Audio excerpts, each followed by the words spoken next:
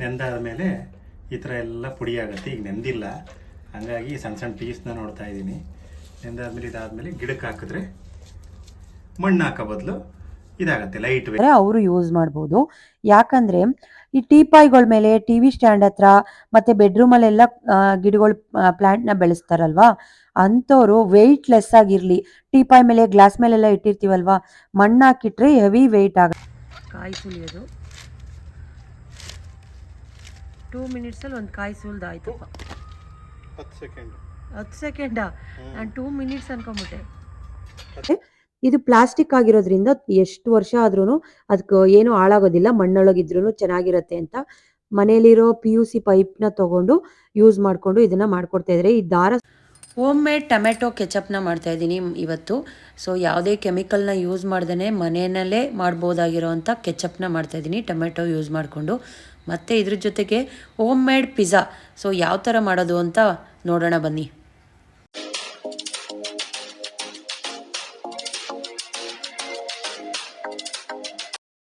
ನಮಸ್ಕಾರ ಎಲ್ಲರಿಗೂ, ಹೇಗಿದ್ದೀರಾ ಫ್ರೆಂಡ್ಸ್? ಐ ಥಿಂಕ್ ಎಲ್ಲರೂ ಚೆನ್ನಾಗಿದ್ದೀರಾ ಅಂತ ಅಂದ್ಕೊಂಡಿದ್ದೀನಿ. Welcome back to our channel Shubha Suddi Kannada log. Friends, ತುಂಬ ಜನಕ್ಕೆ ಗೊತ್ತಿರುತ್ತೆ ಇದೇನು ಅಂತ. ಗೊತ್ತಿಲ್ಲ ಅಂದವ್ರಿಗೆ ಇದನ್ನು ತಿಳ್ಕೊಳ್ಳಿ ಅಂತ ತೋರಿಸ್ತಾ ಇದ್ದೀನಿ. ಇದು ಕೋಕೋಫೀಟ್ ಅಂತ, ಎಲ್ಲ ಇಂಡೋರ್ ಪ್ಲ್ಯಾಂಟ್ಸ್ಗಳನ್ನ ಇಟ್ಕೊಂಡಿರ್ತೀವಲ್ವ ಅದಕ್ಕೆ ಯೂಸ್ ಮಾಡೋ ಅಂಥದ್ದು. ತುಂಬ ಲೈಟ್ ವೆಯ್ಟ್ ಇರುತ್ತೆ. ಸೊ ಅದಕ್ಕೋಸ್ಕರ ಇದನ್ನು ಯಾವ ಥರ ಯೂಸ್ ಮಾಡೋದು ಅಂತಲೂ ತೋರಿಸ್ತಾ ಇದ್ದೀನಿ. ಇದು 1 kgನ ತೊಗೊಂಡು ಬಂದಿದ್ದಾರೆ ನನ್ನ ಹಸ್ಬೆಂಡು.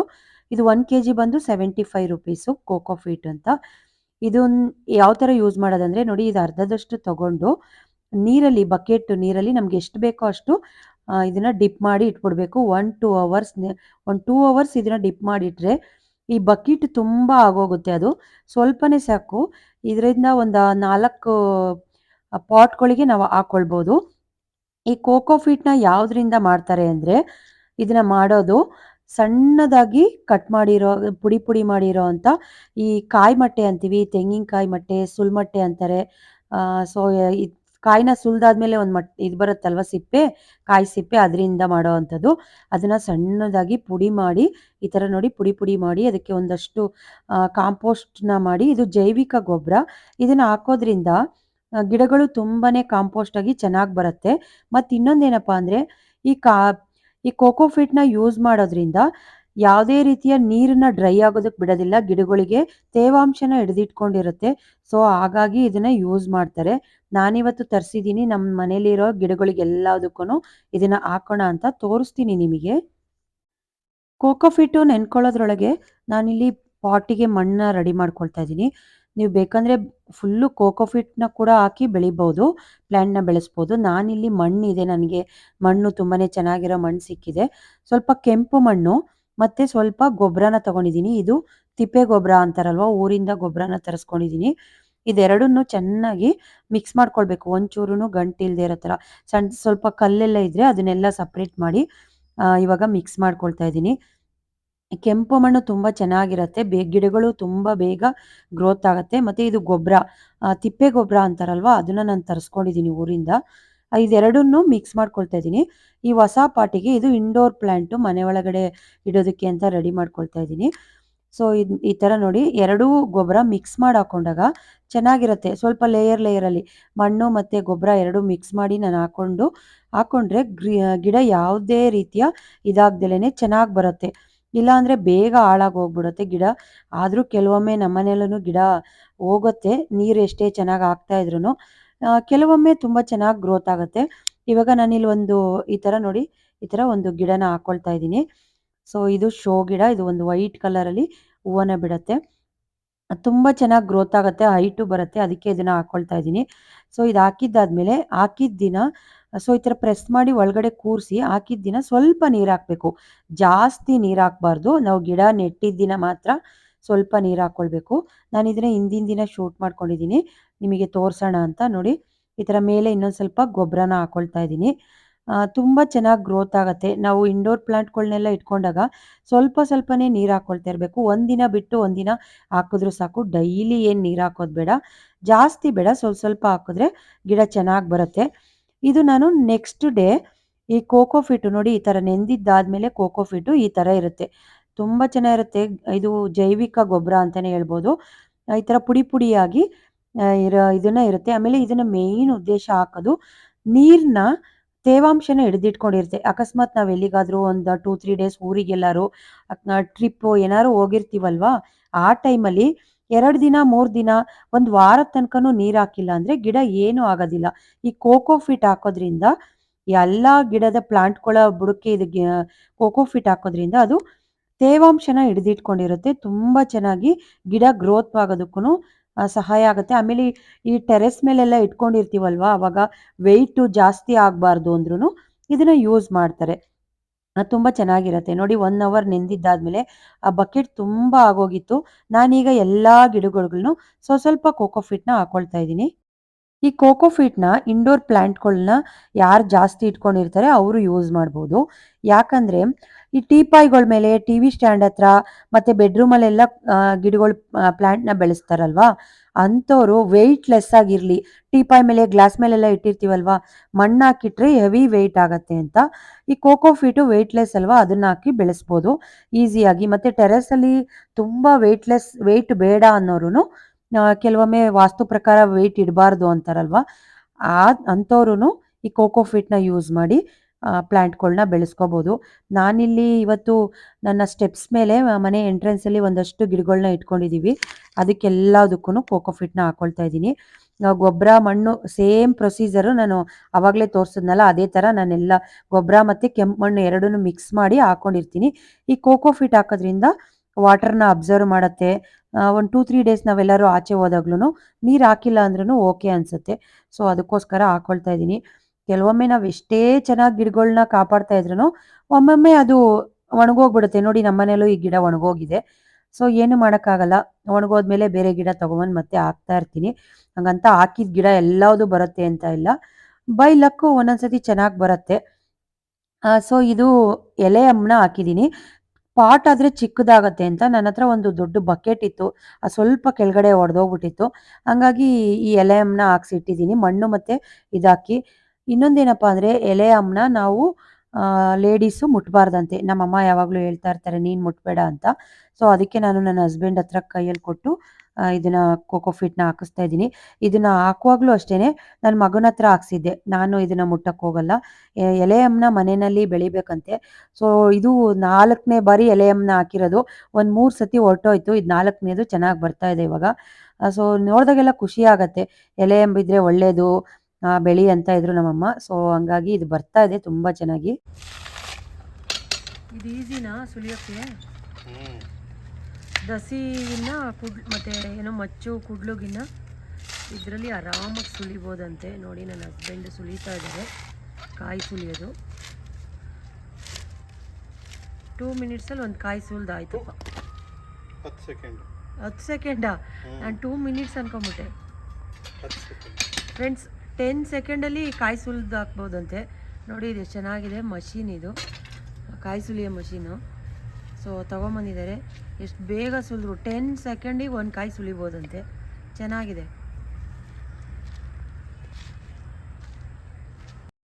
ಇದು ಬಂದು PUC ಪೈಪಿಗೆ ಒಂದು ಹಗ್ಗ ದಾರನ ಸುತ್ತುತ್ತಾ ಇದ್ದಾರೆ. ಇವಾಗಂತೂ ಇದೇ ಟ್ರೆಂಡ್ ಆಗಿಬಿಟ್ಟಿದೆ. ಇಂಡೋರ್ ಪ್ಲಾಂಟ್ಸ್ಗಳಿಗೆ ಈ ಥರ ಮಾಡಿ ಇಡ್ತಾರೆ. ಅದು ಗಿಡದ ಸಪೋರ್ಟಿಗೋಸ್ಕರ ಅವರು ಮಾಡಿ ಇಟ್ಕೊಂಡಿರ್ತಾರೆ. ತುಂಬ ಜನದ ಮನೇಲಿ ತುಂಬ ವಿಡಿಯೋಸ್ನ ನೋಡ್ತಾ ಇರ್ತೀನಿ. ಸೊ ಹೊರ್ಗಡೆ ತಗೊಳಕ್ಕೆ ಹೋದರೆ ತುಂಬಾ ಕಾಸ್ಟ್ ಜಾಸ್ತಿ ಅಂತ ನಾನು ತೋರಿಸ್ದೆ. ಈ ಥರದ್ದು ನನಗೆ ಬೇಕು ಅಂತ ನನ್ನ ಹಸ್ಬೆಂಡಿಗೆ. ಅವರು ಸರಿ ನಾನೇ ಮಾಡ್ಕೊಡ್ತೀನಿ ಅಂದರು.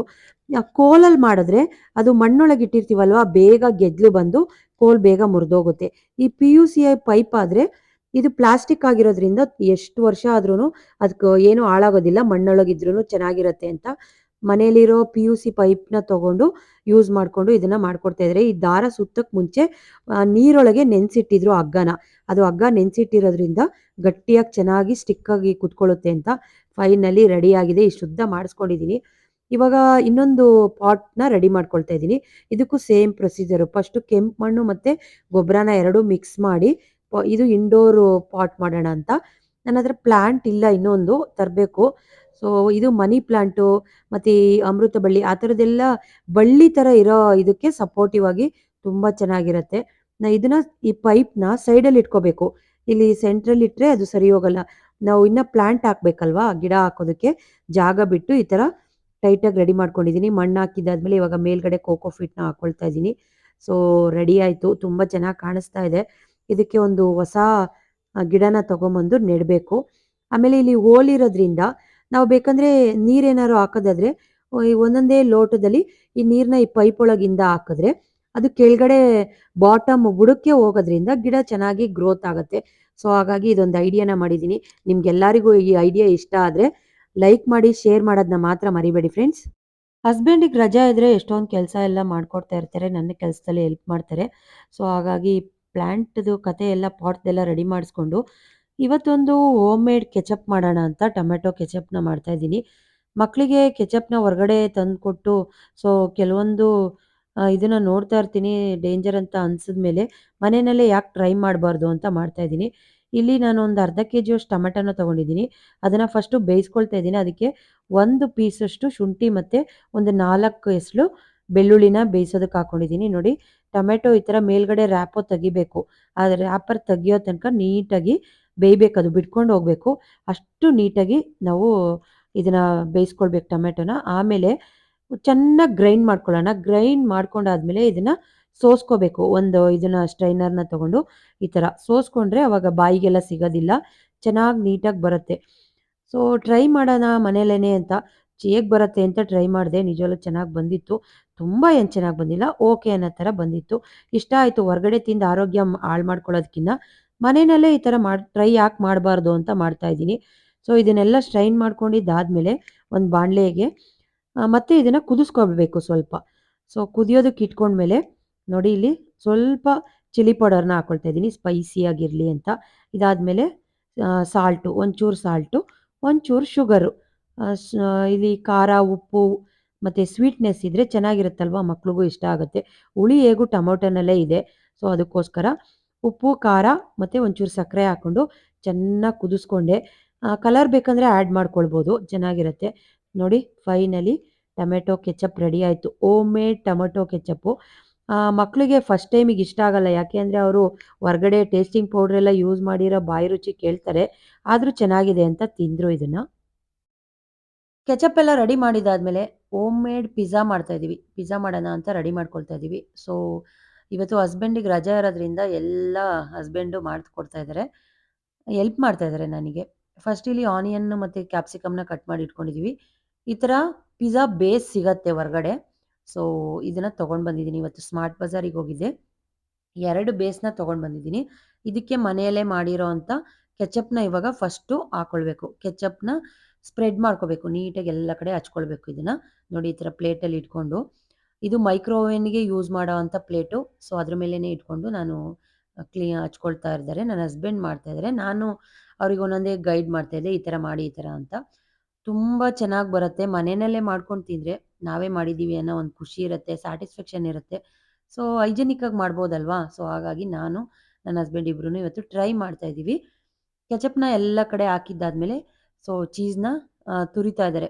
ಇದರಲ್ಲಿ ಕೊಬ್ಬರಿ ತುರಿಯೋದೆಲ್ಲ ಬರುತ್ತಲ್ವ ಮಣೆ, ಅದರಲ್ಲಿ ತುರ್ಕೊಳ್ತಾ ಇದ್ದಾರೆ. ಅದಾದಮೇಲೆ ಕಟ್ ಮಾಡಿರೋ ಅಂಥ ಟೊಮ್ಯಾಟೊ, ಆಮೇಲೆ ಆನಿಯನ್ನು, ಕ್ಯಾಪ್ಸಿಕಮ್ಮು 3ನ್ನು ಮೇಲ್ಗಡೆ ಈ ಥರ ಸ್ಪ್ರೆಡ್ ಮಾಡಬೇಕು. ಆಮೇಲೆ ಸ್ವಲ್ಪ ಸ್ವಲ್ಪನೇ ಚೀಸ್ನ ಹಾಕ್ಕೊಳ್ಬೇಕು. ಲೇಯರ್ ಥರ ಮೇಲ್ಮೇಲೆ ಚೀಸು ಮತ್ತು ಕೆಚಪ್ಪು ಒಂದೊಂದು ಲೇಯರಲ್ಲಿ ಹಾಕ್ಕೊಂಡು ಈ ಥರ ಮಾಡಬೇಕು. ಸೊ ಇವಾಗ ನೋಡಿ ಮೇಲ್ಗಡೆ ಕ್ಯಾಪ್ಸಿಕಮ್ನ ಹಾಕ್ಕೊಳ್ತಾ ಇದ್ದಾರೆ. ಸೊ ಕಟ್ ಮಾಡಿರೋ ಅಂಥ ಇದನ್ನೆಲ್ಲ ಹಾಕಿದಾದ್ಮೇಲೆ ರಿಪೀಟ್ ಮತ್ತೆ ಇದು ಕೆಚಪ್ನ ಇನ್ನೊಂದು ಮೇಲ್ಗಡೆ ಇನ್ನೊಂದು ರೌಂಡ್ ಹಾಕ್ಕೊಳ್ಬೇಕು. ಇದನ್ನು ಹಾಕ್ತಾ ಇದ್ದಾರೆ. ಮೈಕ್ರೋವೇವ್ ಇದ್ದರೆ ಚೆನ್ನಾಗಾಗತ್ತೆ, ಚೆನ್ನಾಗಿ ಮಾಡ್ಬೋದು. ಸೊ ಇವಾಗ ಎಲ್ಲ ಕಡೆ ಸ್ಪ್ರೆಡ್ ಮಾಡಿದಾದ್ಮೇಲೆ ಒಂಚೂರು ಸಾಲ್ಟ್ನ ಸ್ವಲ್ಪ ಹಾಕ್ಕೊಳ್ಳೋಣ. ಯಾಕೆ ಅಂದರೆ ನಾನು ಕೆಚಪ್ಪಿಗೂ ಹಾಕ್ಬಿಟ್ಟಿದ್ದೀನಿ ಆಲ್ರೆಡಿ. ಆಮೇಲೆ ಸ್ವಲ್ಪ ಪೆಪ್ಪರ್ನ ಈ ಥರ ಇದು ಮಾಡ್ಕೊಳ್ತಾ ಇದ್ದೀನಿ. ಮೇಲ್ಗಡೆ ನೋಡಿ ಈ ಥರ ಪೆಪ್ಪರ್ನ ಹಾಕ್ಕೊಳ್ತಾ ಇದ್ದೀನಿ. ಇದಾದಮೇಲೆ ಸ್ವಲ್ಪ ಗರಂ ಮಸಾಲೆ, ನೀವು ಯಾವ್ದು ಯೂಸ್ ಮಾಡ್ತೀರಾ ಅದನ್ನೇ ಹಾಕ್ಕೊಳ್ಬೋದು.